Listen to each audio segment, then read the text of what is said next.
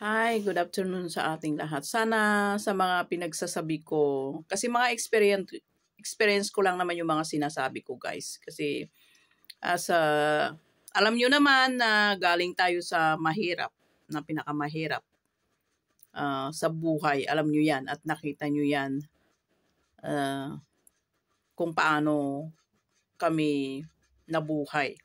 Mahirap lang kami, guys.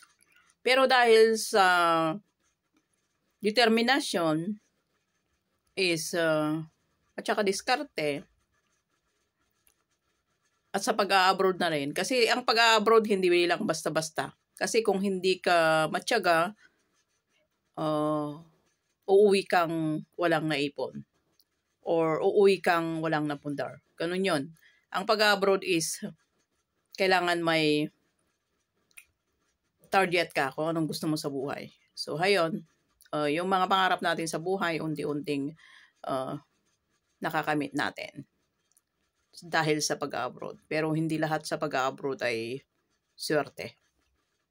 At saka ito rin ang may share ko, guys. Kasi nung kabataan ko is curious ako sa lahat ng bagay. Lalong-lalo na pagdating sa pera. Pero curious ako doon. So, nung kabataan ko, marami alam nyo yung naghihikayat na sumali sa mga ganito, ganyan. Like for example, sa co-op. Kasi hinihikayat nila ako noon. So, sige, i-try natin. So, nag-try ako, guys. Nag-umpisa akong, dahil pag hinikayat ka na isang korporasyon or ano ba yun, yung mga samahan is may ano yun, di ba? May, ano yung sabi nila yun? Yung, anong sabi nila doon? That may membership fee. At nung nag-umpisa ako doon is, ang membership fee is 500 pesos lang. So, ayun, guys, nung nagbakasyon ako at pumunta ako doon kasi hindi ako laging nagpupunta doon kung walang importante. Kasi nga, hindi ko naman kailangan. Pupunta lang ako doon pag mangutang. Kaya yun, guys, nung pumunta ako doon, at saka may linakad din ako, guys. So, nung pumunta ako doon, sabi nung, hindi ko alam kung sino yung nakausap ko doon. Ang sabi niya doon sa akin is, alam nyo, te, matagal na pala kayo dito. 20 years ka pa lang nag-start ka na dito. So, 'di ba may 25 years na akong member doon. So, sabi niya, kung 10 years pa, pwede ka nang mag-pension ng 800. Siyempre na-shock ako, guys, kasi hindi ko alam yun. Hindi ko alam na bagong patakaran nila yun, na kung may 35 years of na member is may privilege ka pala na gano'n na magpe-pension ka ng 800 a month. At saka syempre, pag ma-deadball ka na, may makukuha ka daw na hindi ko nasasabihin.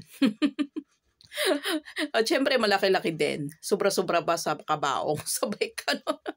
Kaya nga sabi ko, huwag kayong mag-atubiling sumama sa mga samahan na ang ano nyo is maganda yung patakaran nila. Kasi hanggang ngayon is buhay pa eh. Kumbaga is malaki na rin yung mga branches nila. So maganda yung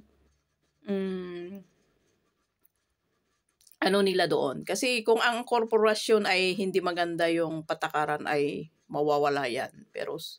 Pero since ang purpose ng korporasyon na yan is tumulong, at syempre, mag-gain na rin. Alam nga naman na walang gain yung korporasyon, di ba? Yung isang, for example, co-op, kailangan din may gain yun. Para sa ganun is may pampasweldo sa mga employee. So yun, guys,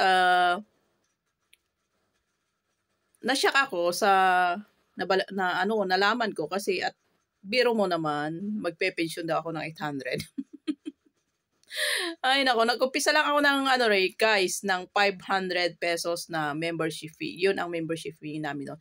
Ngayon is yata, hindi ko na malaki yung ikakaltas nila. Ang sabi is mga 8 or 10,000 yata. So mahirap na mag-member ngayon unless may kung patay na yung member, then pwede mo nang, kumbaga is, ipapamana sa'yo. Yun guys. So, thanks God. Dahil nakukuryos ako lahat ng bagay. Gusto kong sumali sa mga...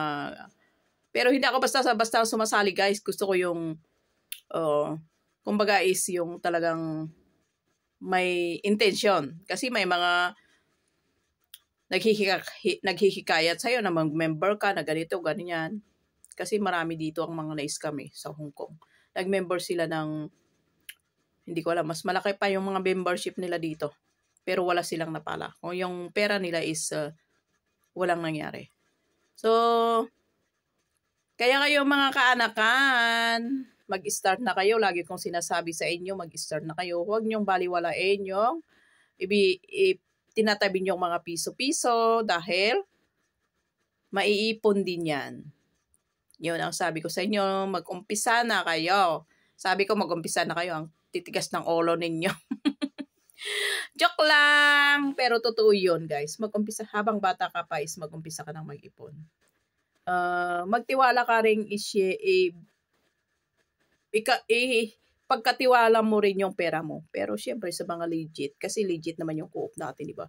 Guys, yun. Yun ang nalaman ko nung nagpunta ako doon. So, thank God, may dagdag pambili tayo ng gamot siguro pagtanda natin, di ba guys? Kasi tayo healthy tayo sa totoo lang. Hindi ako sakitin. Hindi rin ako kung ano-ano dyan. Ang sakit ko lang is kati-kati. Joke lang. Thank you for watching guys. So mga kaanakan, yung sabi ko dyan, mag-start na kayo. Kasi kayo rin ang magtatamasa yan pag tumanda na tayo. So yun ang experience ko guys. Maraming salamat kasi hindi tayo taon-taon nakikipag-assembly so hindi natin alam. So, buti nasabi yung nag-assist sa akin. So, maraming salamat sa kanya. Thank you! At thank you sa mga nag-assist sa amin doon. Mababait naman. Magpakabait kayo mga employee dyan sa, sa Clicko. Kasi syempre kaming mga oldies na wala na kaming, hindi na kami masyado sa ganito. Sulat-sulat. Tinatamad na rin kami. At saka, yung utak na-stuck na kasi nga is, ang lang namin is yung inidoro, yung kinukuskus lang namin. So guys, hindi masama yung mag-invest ka at the age of 18. Pwede ka na mag-invest. Kasi nung sa akin, nag-invest ako is, mga 19 lang, 19 yata ako noon, pero ang sabi is mga 20 daw ako nag-umpisa. Ayun guys, kaya, satisfied tayo. Kahit hindi tayo laging nakikipag-meeting is meron tayo makukuha pag tanda natin. So, 10 years from now, meron daw. Antayin natin. Yon yung sinabi nila. Thank you for watching, guys. Invest kahit piso-piso lang.